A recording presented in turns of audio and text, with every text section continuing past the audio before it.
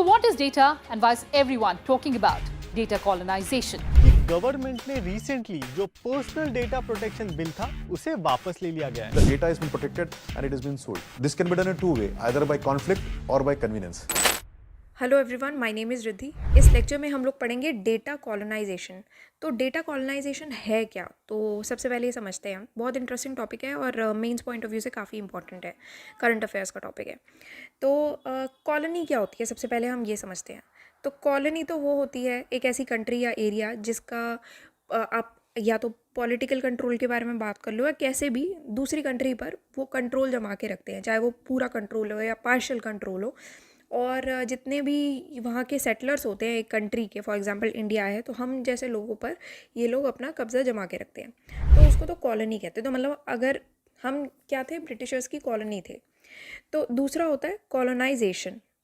Colonisation एक ऐसा process होता है जिसमें जिसके थ्रू एक जो सेंट्रल सिस्टम ऑफ पावर होती है वो हमारी लैंड की सराउंडिंग्स में उसके कंपोनेंट्स को काफ़ी डोमिनेट कर जाती है, तो उसको कहते हैं कॉलोनाइजेशन। मतलब कि ब्रिटिशर्स ने हमें कॉलोनाइज कर दिया। तो एक प्रोसेस होता है जिसमें पावर जो है वो डोमिनेट करती है सभी लोगों पे। तो उसके हिसाब से आज की डेट में इंडिया तो ना ही कोई कॉलोनी है, ना ही कॉलोनाइज्ड है, ना ही इंडिया कोई रीजन कॉलोनाइज्ड है। तो अभी बट हम जो है आज के टाइम पे सिर्फ अपने फिज़िकल एनवायरनमेंट से तो रिलेट नहीं करते हैं। आज के टाइम पे हम अपनी ज़िंदगियाँ एक जोग्राफिकल बाउंड्रीज़ ऑफ इंडिया के अंदर रहते रहते भी वर्चुअल बाउंड्रीज़ में भी रह रहे हैं। तो हमारा फिज़िकल प्रेजेंस ही काफ़ी नहीं है, हम लोग वर्चुअली भी प्रेजेंट है बहुत सारी जगहों पे। तो हमारी वर्चुअल बाउंड्रीज़ कौन सी हो गई, हम FB पे प्रेजेंट है, फेसबुक पर, ट्विटर पर प्रेजेंट है, फिर इंस्टाग्राम हम बहुत यूज़ करते हैं, उस पर हम प्रेजेंट रहते हैं, फिर गूगल हम सबसे ज़्यादा यूज़ करते हैं, फिर AIRBNB ही यूज़ करते हैं, ऊबर यूज़ करते हैं, और बहुत सारी ऐसी मोबाइल ऐप्स है जो हम यूज़ कर रहे हैं पूरा दिन। तो इससे क्या है, हमारा डेटा तो दूसरे के पास जा रहा है ना। फॉर एग्ज़ाम्पल अगर मैं यहाँ पर आपका गूगल मैप्स का एग्जांपल लेती हूँ, ठीक है, हमें किसी जगह जाना है, आपको मान लो एक जगह बैठे हुए हो, आपको दूसरी जगह जाना है अपने दोस्त से मिलने के लिए, वो जगह का आपको रास्ता नहीं पता, तो आप गूगल मैप में डालोगे वो चीज़, है ना। तो उससे क्या हो रहा है, गूगल के पास आपका पूरा डेटा जा रहा है, इतना तक जा रहा है कि आप किस टाइम पर कहाँ जा रहे हो, तो वहाँ से आपका डेटा कलेक्ट होके चला गया। उसको हम कहते हैं कि अगर आपका डेटा के टर्म्स में अगर आप बात कर रहे हो तो उसको हम कहते हैं डेटा कॉलोनाइजेशन। मतलब कि दूसरी कंट्रीज़ के पास आपका हर एक मूवमेंट का, एक एक चीज़ का डेटा है, जिसकी वजह से आप दूसरी कंट्रीज़ में कॉलोनाइज्ड हो, दूसरी कंट्रीज़ के द्वारा, ठीक है। वो लोग आपका पूरा डेटा ट्रैक करके उस पर लेवरेज लेते हैं, उसका फ़ायदा उठाते हैं। किस तरीके से कि बहुत सारे बिजनेसेस को आपका डेटा बेचा जाता है ताकि वो उससे बेनिफिट्स कर पाएँ, ठीक है, या फिर आपकी मूवमेंट ट्रैक की जाती है, या फिर सिक्योरिटी में कई लोगों को बेनिफिट हो सकता है, हमारे लिए हो सकता है थ्रेट हो। तो बहुत सारी ऐसी चीज़ें होती हैं। जैसे फेसबुक का अगर हम बात करते हैं, ऑल्दो फेसबुक कोई कंट्री नहीं है, बट फेसबुक के थ्रू ही अमेरिका की जो अमेरिकन कंपनी है ये, तो उसके थ्रू अमेरिका सबसे ज़्यादा डेटा होल्ड करता है, पर्सनल प्राइवेट इन्फॉर्मेशन, जो कि हम इंडियंस 150 मिलियन इंडियंस का डेटा, 150 मिलियन से भी ज़्यादा इंडियंस का डेटा इनफैक्ट इन लोगों के पास है। तो इस सेंस में इंडिया जो है वो बहुत ही जो पॉपुलर सोशल नेटवर्किंग साइट है उसकी कॉलोनी हो गई एक तरीके से, ठीक है, जो कि ये साइट हमारी पर्सनल इन्फॉर्मेशन ही नहीं बल्कि हमारे daily routine, habits, behaviour, communication सब कुछ तो ट्रैक करती है। तो ये जो एक्सटेंट ऑफ इन्फॉर्मेशन है 150 मिलियन इंडियंस की, ये काफ़ी है अगर आप सोशल नेटवर्किंग जाइंट जो है वो आपकी डिसीजन इन्फ्लुएंस कर पाएँ, चाहे वो डेमोक्रेटिक हो, चाहे वो कंज्यूमरिस्ट हो। जो भी डिसीजंस इंडिविजुअल्स ले रहे हैं, ये सारे डिसीजन ये सोशल नेटवर्किंग साइट्स आज की डेट में भी ट्रैक कर सकती हैं बहुत ईजीली। तो ये सारी चीज़ें तो ऑलरेडी आज के टाइम पे विजिबल है। फेसबुक जो है वो इंडिविजुअल चॉइसेस को इन्फ्लुएंस करता है, और कि आप अभी क्या लेने वाले हो, या अभी आपने क्या ख़रीदा है, अगला आप क्या लेने की सोच रहे हो, कौन सी चीज़ लेने की सोच रहे हो, या फिर आप कौन सी पार्टी को वोट करने वाले हो, इतना तक चीज़ें जो है फेसबुक पर पता लग सकती हैं। तो ये सारा डेटा जो है वो इन लोगों के पास रहता है, ठीक है। अब थोड़ा सा इसमें हम और क्लोज़र लुक लेते हैं कि क्या है इसमें डेटा के बारे में। इनफैक्ट इसमें अगर मैं आधार का एग्जांपल लेती हूँ, है ना, आधार के बारे में आप सोचो, ये सबसे लार्जेस्ट डेटाबेस है इंफॉर्मेशन का जो इंडिविजुअल्स की, हमारी सबकी इन्फॉर्मेशन जो है आधार में आपको मिल जाएगी। और ये सिर्फ उन्हीं लोगों तक रिस्ट्रिक्टेड नहीं है जो कि सिर्फ ऐसे कनेक्टेड है या फिर जो लोग जा सकते हैं। इनफैक्ट ये और दूर तक लोगों तक पहुंचता है जो लोग कनेक्टेड भी नहीं है इंटरनेट से। तो ऐसे ये सिर्फ रिस्ट्रिक्टेड नहीं है आधार का डेटा कनेक्टेड पीपल से, बल्कि ये उन लोगों तक भी जाता है जो लोग इंटरनेट के द्वारा कनेक्टेड नहीं है, जैसे पुअर हो गए या इलिटरेट लोग हो गए। वो लोग का भी तो आधार होता है ना, तो वो लोग भी कनेक्टेड है इससे। तो आधार, अभी हम लोग के पास ह्यूज पोटेंशियल है इस इंफॉर्मेशन के थ्रू कि हम इनको वर्चुअल कैपेसिटी में इन लोगों को कैच कर पाएँ। तो ये सारी चीज़ें आ जाती हैं इसमें। तो थोड़ा सा हम पढ़ते हैं कि डेटा कॉलोनाइजेशन अब इसमें है क्या। Just one more thing, this is our website synopsisize.com। यहाँ पर आप जाओगे तो फ्रंट पेज पर ही आपको यूपीएससी मेंस कोर्सेज में मेंस इन 300 टॉपिक्स का कोर्स मिल जाएगा। तो ये जो लेक्चर अभी हम पढ़ रहे हैं ये मेंस इन 300 टॉपिक्स का पार्ट है, जिसमें हम सारे मेंस पॉइंट ऑफ व्यू से जो भी करंट अफेयर्स है वो हम सब यहाँ पर पढ़ने वाले हैं। तो जो भी आपको डिटेल्स चाहिए अबाउट दिस कोर्स वो आप यहाँ पर देख सकते हैं। तो अब समझते हैं कॉलोनाइजेशन जो है इसके अभी कंटेंट के कंटेक्स्ट में। कॉलोनाइजेशन को इसी तरीके से डिफाइन किया गया है कि अगर आप एक फॉरेन कंट्री जो है आपके ऊपर कंट्रोल इस्टेब्लिश कर लेती है, उसी को कॉलोनाइजेशन कहते हैं। तो ये जो डेटा कॉलोनाइजेशन टर्म है ये है कि जो डेटा है वो ग्लोबल साउथ, मतलब कि जो Latin America, Asia, Africa, Oceania जैसी कंट्रीज़ हैं, इनके थ्रू ये अप्रोप्रिएशन का जो पूरा प्रोसेस होता है डेटा का, और जो मेजर इंटरनेशनल पावर्स होती हैं जैसे यूएस एंड चाइना, ये सारे जगह पर हमारा डेटा जा रहा है थ्रू ग्लोबल साउथ। ठीक है, इसको डेटा कॉलोनाइजेशन कहती है। मतलब कि मान लो इंडिया से डेटा जनरेट हुआ और वो ये सारी कंट्रीज़ के थ्रू, मतलब कि इंडिया में जनरेट हो गया या अफ्रीका में, ओशियानिया, लैटिन अमेरिका में, यहाँ पर जनरेट होके जो मेजर इंटरनेशनल पावर्स हैं यूएस और चाइना जैसी कंट्रीज़ में ये डेटा चला जाता है। उसी करके तो हम लोगों ने चाइना की बहुत सारी चीज़ें बैन कर दी थी, अभी यूज़ नहीं होती ना, टिकटॉक वगैरह हमने इसी वजह से हटाई थी। हमारा डेटा जा रहा था पूरा। ठीक है, तो ये जो पावर कॉरपोरेशंस होती हैं ये बहुत ज़्यादा प्रॉफिट कमाती हैं हमारे पर्सनल डेटा से। इनफैक्ट हमारी जो डेटा सॉवरेनिटी है उसको भी अंडरमाइन करती है। क्यों? क्योंकि हमारी प्रिवेसी है ये, है ना। आर्टिकल 21 में भी ये चीज़ आती है, हमारा राइट टू प्रिवेसी है ये। तो हमारी जो प्राइवेट इन्फॉर्मेशन है, जितना भी इन्फॉर्मेशन है, हमारा day to day movements, daily routine क्या है, सारी चीज़ें तो ये लोग अगर ट्रैक कर लेते हैं तो हमारी डेटा सॉवरेनिटी को ये लोग इन्फ्रिंज करते हैं, अंडरमाइन करते हैं। ठीक है, तो एग्जांपल के तौर पे फेसबुक सबसे ज़्यादा डेटा होल्ड करता है, तो इंडिया आप कह सकते हो ये इन सोशल नेटवर्किंग साइट की अभी कॉलोनी हो गई है। न्यूज़ में क्यों था कि अंडर इंडिया का जो G20 प्रेसिडेंसी था उसमें ये 4 दिन का G20 डेवलपमेंट वर्किंग ग्रुप चला था, जो कि बात कर रहा था कि कैसे हम डेटा का लोकलाइजेशन कर दें या डेमोक्रेटाइजेशन कर दें।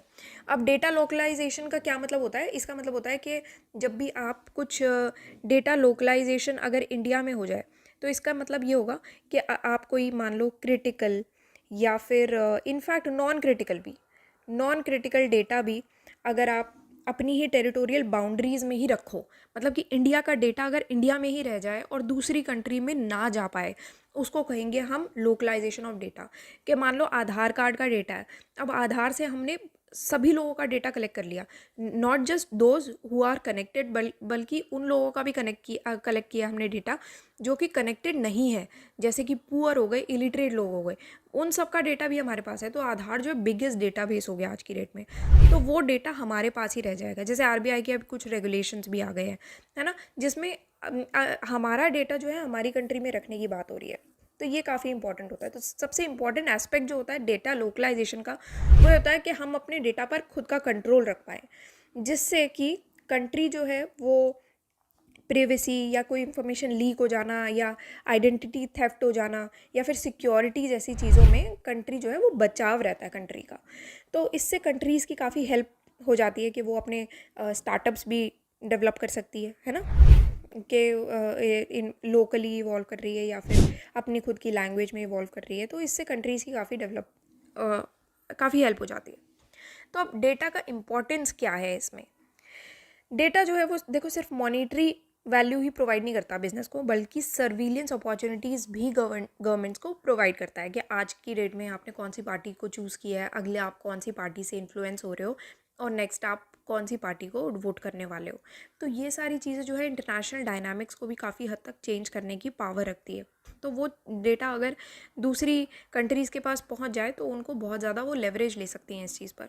तो बिग डेटा जो है वो कस्टमर नीड्स को समझने में काफ़ी हेल्प करता है और मार्केट पैटर्न्स को ड्रॉ करने में हेल्प करता है। तो हर एक, चाहे वो लार्ज स्केल ऑर्गेनाइजेशन हो चाहे वो स्मॉल स्केल ऑर्गेनाइजेशन हो, उसको डेटा एनालिटिक्स की ज़रूरत होती है अगर उसे मार्केट में कॉम्पिटिटिव एज चाहिए होता है। आप एनालाइज करोगे ना कि अभी मार्केट में चीज़ क्या चल रही है, क्या ट्रेंडिंग है, क्या लोग देखना चाह रहे हैं या क्या उनकी ज़रूरत है और किस चीज़ पे मार्केट शिफ्ट होता जा रहा है। तो आपको ये जो अननेसेसरी रिस्क है उसको एलिमिनेट करने के लिए कुछ इन्फॉर्म डिसीजंस लेने की ज़रूरत होती है। तो एग्जैक्टली ये डेटा इम्पीरियलिज्म या फिर क्या है डेटा कॉलोनाइजेशन का डेटा इम्पीरियलिज्म। तो ये जो लार्ज टेक कंपनीज होती हैं ये अपने जो यूज़र डेटा होता है उसको अपने प्रॉफिट के लिए एक्सट्रैक्ट भी करती है, एनालाइज भी करती हैं, ठीक है, और रखती भी हैं। तो इससे क्या होता है कि बहुत ही नॉमिनल बेनिफिट भी मिलता है डेटा सोर्स को, और उसके लिए ये लोग हमारा डेटा जो है वो एक्सप्लॉइट भी कर देती हैं। तो ये कंपनीज़ का काफ़ी फॉल्ट आता है। तो ये कंपनी जो है उसका बहुत ही लार्जर कंज्यूमर बेस है इंडिया में।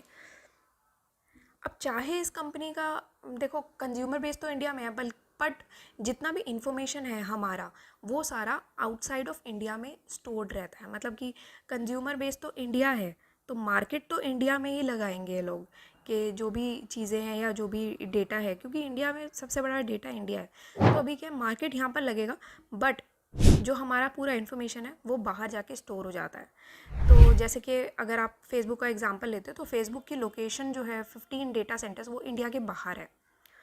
तो इससे क्या होता है कि जो नए सोर्सेज ऑफ डेटा है उनके बीच में और लोकेशन सेंटर्स के बीच में, जो डेटा सेंटर्स हैं उनकी लोकेशन के बीच में काफ़ी डिस्कनेक्ट आ जाता है, जिसकी वजह से कंट्रीज़, इंडिया जैसी कंट्री कुछ एक्विजिशंस भी लगाती हैं कि डेटा कॉलोनाइजेशन हो रहा है या फिर डिजिटल कॉलोनियलिज्म हो रहा है। अब जैसे कि अब डेटा प्रोटेक्शन लॉज भी इधर उधर बहुत ही स्कैंट है और इंफ्रास्ट्रक्चर ओनरशिप भी ज़्यादातर वेस्टर्न टेक कंपनीज़ के पास है। तो इससे क्या होता है डेटा एक्सप्लॉयटेशन काफ़ी, उसके रिस्क काफ़ी हाई हो जाते हैं, चांसेस काफ़ी हाई हो जाते हैं। कुछ अच्छा डेटा प्रोटेक्शन लॉज हमारे हैं नहीं, इंफ्रास्ट्रक्चर ओनरशिप भी हमारी सारी वेस्टर्न कंपनीज़ के पास है ना, सारा डेटा तो वहीं चला जाता है। तो हमारे पास कुछ है नहीं टेक्निकली। तो अभी यहाँ पर लोकल वर्सेस ग्लोबल का ये जो न्यूज़पेपर का आर्टिकल है यहाँ पर आप समझ सकते हो कि क्या चीज़ यहाँ पर हो रही है। तो यूएस, जापान, सिंगापुर जो है वो ये free flow of cross border data को बैक करते हैं। अब रीजंस क्या हैं डेटा कॉलोनाइजेशन के? तो ये जितने भी डेवलपिंग नेशंस हैं इनके पास ना ही कैपिटल है ना ही इंटेलेक्चुअल सोर्सेज हैं। कैपिटल, इंटेलेक्चुअल सोर्सेज हमारे लिए क्या हो गए कि अगर अच्छे टेक्नीशियंस हमें मिल जाते हैं या अच्छे रिसर्च इंस्टीट्यूशंस हमें मिल जाते हैं जो कि हमारा डेटा लोकलाइजेशन करने में हमारी हेल्प करते हैं। तो हमारे पास ना ही कैपिटल है और ना ही इंटेलेक्चुअल रिसोर्सेज हैं, जिसकी वजह से अब ये पूरा लीगल आर्किटेक्चर भी हमारा बहुत ही वीक हो जाता है, जिससे कि हमारी जैसी कंट्री या स्मॉल कंट्री जो है वो कुछ ऐसी पॉलिसीज़ अडॉप्ट ही नहीं कर पाते जिससे कि हम अपने लोगों को ये प्रमोट कर पाएँ कि हम अपने domestic goods and services product produce भी करते हैं और परचेज़ भी करेंगे। फॉर एग्जांपल जो करंट अभी का जो पेटेंट और कॉपीराइट सिस्टम है वो इतना ज़्यादा स्ट्रॉन्ग चल रहा है ना हमारा, जिसकी वजह से नॉलेज शेयरिंग जो है वो काफ़ी रिस्ट्रिक्ट हो जाती है और हम बहुत एक अच्छे स्पेस पर इनोवेट भी नहीं कर पा रहे हैं। तो हमारा एबिलिटी टू इनोवेट जो है वो भी बहुत कम है।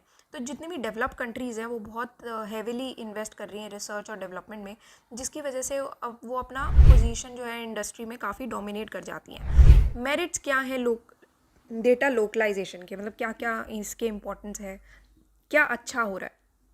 तो अगर मैं आपको नॉर्मली वैसे ही बताती हूँ सिंपल लैंग्वेज में, तो सबसे पहले तो आपकी प्रिवेसी और सॉवरेनिटी, इसका बचाव रहेगा। सॉवरेनिटी प्रिवेसी को प्रोटेक्ट करके रखेगा, क्योंकि सिटीज़न का डेटा अगर प्रोटेक्ट हो गया और डेटा प्रिवेसी, डेटा सॉवरेनिटी अगर प्रोवाइड करती हैं, ये डेटा लोकलाइजेशन से प्रोवाइड हो रहा है, फॉरेन सर्विलेंस से आपको प्रोटेक्शन मिल रहा है, तो इससे क्या होता है कि मेन इंटेंशन ये हो जाता है डेटा लोकलाइजेशन का कि पर्सनल फाइनेंशियल इन्फॉर्मेशन जो है वो आपकी सिक्योर्ड रहती है। हमारी कंट्री के सिटीजन्स की, हमारी रेजिडेंट्स की इन्फॉर्मेशन हमारी कंट्री के पास ही रह गई, फॉरेन सर्विलेंस में गई ही नहीं। फिर जितने भी लॉज है, अकाउंटेबिलिटी है, उसमें बहुत हेल्प करता है लॉज एंड अकाउंटेबिलिटी में, कि इंडियन जो लॉ इन्फोर्समेंट एजेंसीज़ हैं वो इंश्योर कर देती हैं कि हम लोग बेटर मॉनिटर कर सकते हैं कोई भी हमें सुपरवाइजरी एक्सेस चाहिए डेटा का। तो डेटा लोकलाइजेशन में क्या होता है कि जैसे ये गूगल, फेसबुक जैसी जो भी ये सोशल नेटवर्किंग साइट्स हैं या फिर जो भी इंटरनेट सर्विस प्रोवाइडर्स हैं, तो इनका जो डेटा लोकलाइजेशन में ये हेल्प हो जाएगा कि हमारा इनसे ज़्यादा अकाउंटेबिलिटी रहेगी हमारी, ठीक है। अभी अकाउंटेबिलिटी किसकी ज़्यादा है? गूगल और फेसबुक की ज़्यादा है, उन्हीं के पास है सबसे ज़्यादा डेटा, पर उनको छोड़ के फिर हमारे पास ज़्यादा अकाउंटेबिलिटी हो जाएगी और इन्वेस्टिगेशन करने में भी बहुत आसानी रहती है कि हमारे नेशनल सिक्योरिटी को ये इंश्योर करता है, इन्वेस्टिगेशन करने में काफ़ी आसानी हो जाएगी क्योंकि डेटा हमारे पास है। तो जितनी भी इंडियन लॉ एनफोर्समेंट एजेंसीज़ हैं वो उनको अभी ये म्यूचुअल लीगल असिस्टेंट ट्रीटीज़ पर रिलाई करना पड़ता है। ये ट्रीटी क्या थी, हमने पढ़ा भी था, म्यूचुअल लीगल असिस्टेंट ट्रीटी। वो ट्रीटी, ये एग्रीमेंट्स हैं अलग अलग गवर्नमेंट्स के बीच में जो कि इन्फॉर्मेशन एक्सचेंज करने के बारे में बात करता है कि अगर कोई इन्वेस्टिगेशन चल रही है तो उससे क्या होता है कि अगर हमें अब कोई भी इन्फॉर्मेशन चाहिए तो हमें दूसरी कंट्रीज़ पर डिपेंड होना पड़ता है। तो ये सारी ट्रीटीज़ फिर हट जाएंगी क्योंकि हमारा डेटा हमारे पास है, कोई किसी और की ज़रूरत ही नहीं है। तो इंडिया ने अभी म्यूचुअल लीगल एग्रीमेंट ट्रीटी, ये असिस्टेंट ट्रीटी साइन की थी 45 कंट्रीज़ के साथ ताकि चीज़ें जल्दी थोड़ा सा रिजॉल्व हो।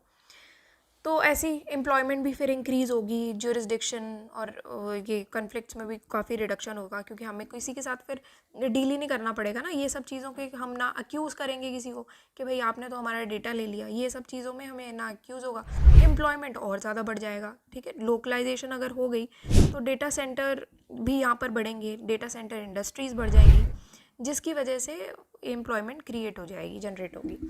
तो अब यहाँ पर वही सेम चीज़ देख लेते हैं, वही सेम चीज़ यहाँ पर भी मेंशन की है। डेटा लोकलाइजेशन का ये होता है कि डेटा जो है वो कंट्रीज़ में ही क्रिएट हो गया और अपनी टेरिटोरियल बाउंड्रीज़ में स्टोर हो गया। ये डेफिनेशन है बेसिकली इसकी, जो मैं आपको ऑलरेडी बता चुकी हूँ।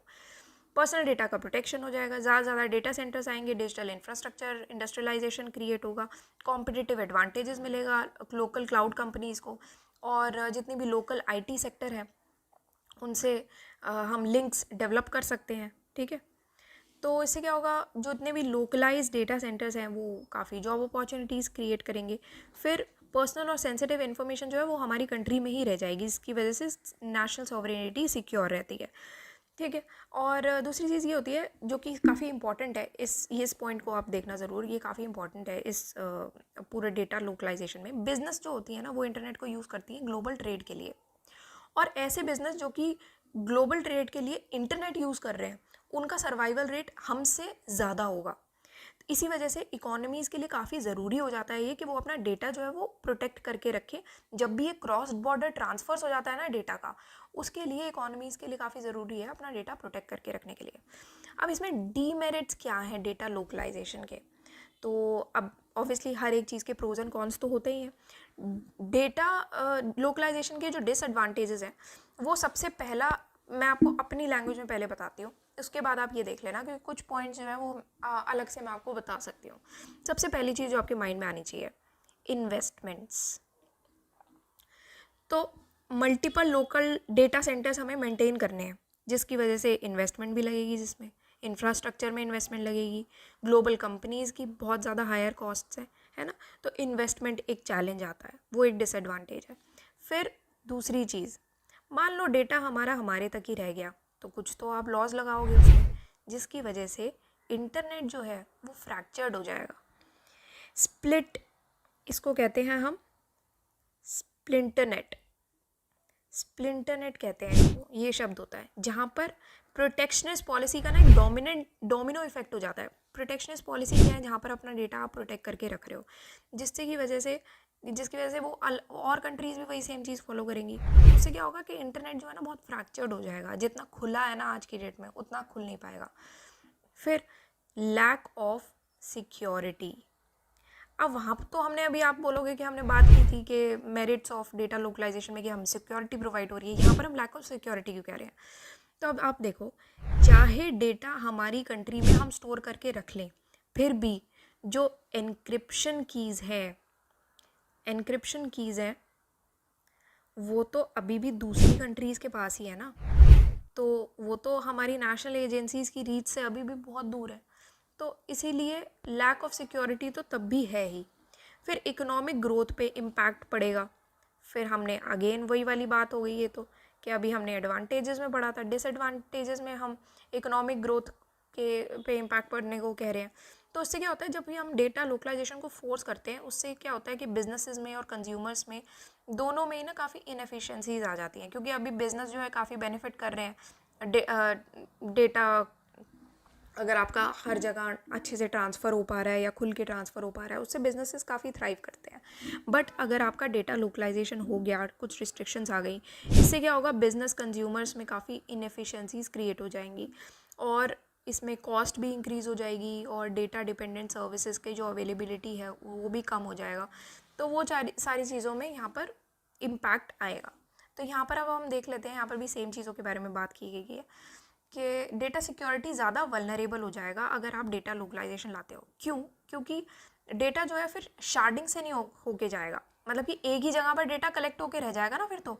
और अगर एक ही जगह पे मान लो सारा डेटा कलेक्ट हो रहा है सारी तरफ से, अभी डेटा जो है ना अलग अलग जगह जा रहा है, अलग अलग जगह चला जाता है, पर एक टाइम ये आएगा अगर आप डेटा लोकलाइजेशन करते हो तो सारा डेटा आपका एक ही जगह ये कलेक्ट हो गया।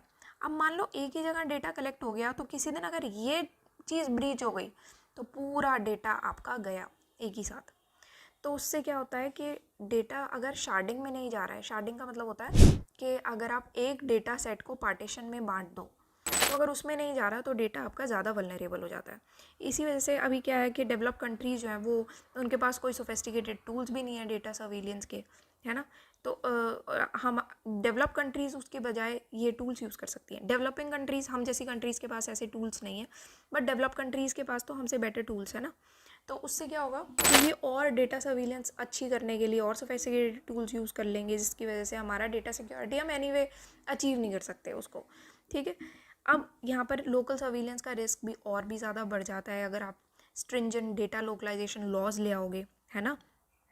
फिर बहुत सारी अलग अलग कंप्लाइंस होती हैं अलग अलग कंट्रीज़ में, जो कि और डिफ़िकल्टीज प्रोड्यूस कर सकती हैं, क्योंकि अगर आप डेटा लोकलाइजेशन कर रहे हो बाकी भी तो कर रहे हैं ना, फिर बाकी लोग भी वही सेम चीज़ फॉलो करेंगे, वहाँ से चीज़ें और डिफ़िकल्ट हो जाएंगी। ग्लोबली ये दिक्कत आएगी, काफ़ी बड़ा इम्पैक्ट पड़ेगा। फॉर एग्जाम्पल मलेशिया है, तो उसको क्या है कि अभी आपको उसका इंटरनेशनल डेटा ट्रांसफ़र करना है तो मलेशिया का कंसेंट रिक्वायर्ड है। ऑस्ट्रेलिया जो है वो अपना जो हेल्थ रिकॉर्ड्स है उसका डेटा प्रोटेक्ट करके रखता है और वो प्रिवेंट करता है transfer of identifiable health records outside India. तो एक दो और चीज़ें हैं जो कि कंक्लूजन से पहले मैं आपको बताना चाहूँगी। अभी डेटा लोकलाइजेशन के लिए काफ़ी सारे नॉर्म्स भी आए थे इंडिया में और काफ़ी सारी चीज़ें ली गई थी। फॉर एग्ज़ाम्पल इंडिया में ये श्री कृष्ण कमेटी रिपोर्ट आई थी, श्री कृष्ण कमेटी रिपोर्ट। अब ये जो रिपोर्ट है श्री कृष्ण कमेटी रिपोर्ट, इसमें ये कहा था कि जो पर्सनल डेटा है उसकी एटलीस्ट एक कॉपी जो है वो सर्वर्स पर, जो कि इंडिया में लोकेटेड है, इंडियन सर्वर्स पर वो होनी ही चाहिए, एक कॉपी पर्सनल डेटा की। तो अगर आप मान लो अपना डेटा जो है वो कंट्री के बाहर जा रहा है, ट्रांसफ़र हो रहा है, तो उससे क्या होगा, कुछ ये that information will be subject to safeguards. तो जो क्रिटिकल पर्सनल डेटा है वो सिर्फ इंडिया में ही स्टोर और प्रोसेस हो सकता है। ये इस कमेटी की रिपोर्ट थी। फिर 2019 का ये पर्सनल डेटा प्रोटेक्शन बिल ये आया था। ये बिल ऑल्दो विड्रॉ हो गया था बाद में, पर इसका मैं आपको सिंपल बता देती हूँ। ये जो पर्सनल डेटा प्रोटेक्शन बिल है ये लोकसभा में इंट्रोड्यूस किया गया था, 2019 का बिल था ये। मिनिस्टर ऑफ ये इलेक्ट्रॉनिक्स एंड इन्फॉर्मेशन टेक्नोलॉजी ने ये इंट्रोड्यूस किया था। तो इन्होंने कहा था कि इंडिविजुअल का राइट जो है उसको प्रोटेक्ट करने की नीड है, कि आप जितना भी ये डेटा है उसका कलेक्शन, मूवमेंट, प्रोसेसिंग वगैरह, ये सारी डेटा जो है आपको प्रोटेक्ट करने की नीड है, जो कि ऐसा डेटा जो कि एक इंडिविजुअल को आइडेंटिफाई कर सकता है। ऑल्दो ये बिल जो है 2022 में विड्रॉ कर लिया गया था,